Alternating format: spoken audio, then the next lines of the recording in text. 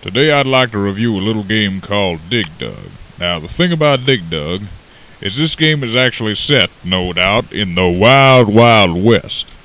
A lot of people don't realize this, but Doug was a young miner from Independence, Missouri, set out to make his fortune in 1949. Now you can see him, he's beginning to tunnel down deep into the pit of that mine, down into the heartland of that earth. Now what Doug has to do is he's armed only with some rocks and a bicycle pump, and young Doug has to use these rocks to his advantage. You can see that Doug just dropped a whole ton of hurt down on that dragon.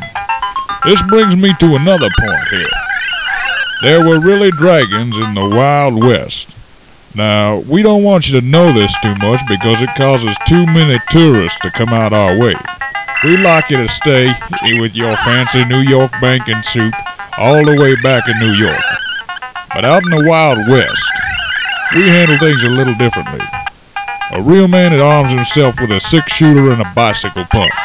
If he misses you with the bullets, you're going to get a pump in the gut.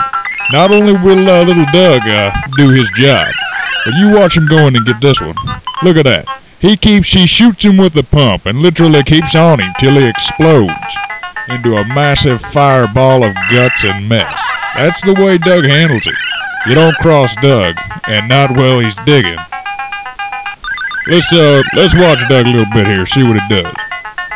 Now these little miner guys here with their goggles on are actually very sensitive. That's why they wear the goggles. There were a lot of people don't know this, but there was a lot of asbestos down in those mines.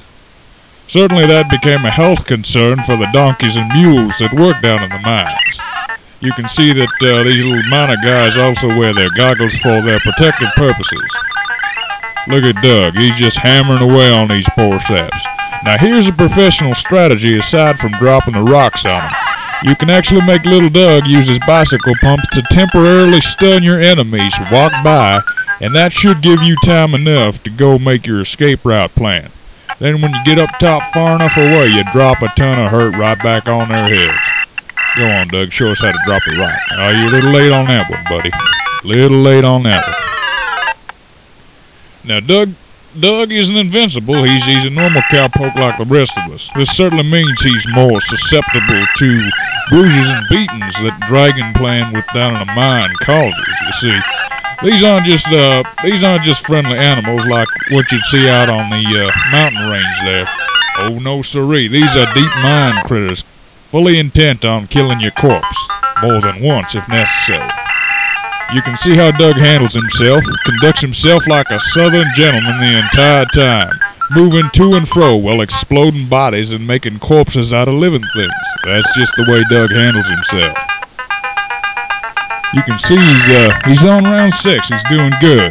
He's actually moved to a different region to stake out his claim. You can see the saw's a little bit different color here. It's gone from kind of a creamy red to a Tuscany brown and gray. As Doug advances through the playing stage in the mines, it becomes more and more difficult. There he goes. Game over. Not bad, Doug. I'm sure he has enough money to send back to the folks and the children. Probably put food on the table for an entire month. Way to go, Doug. Way to go.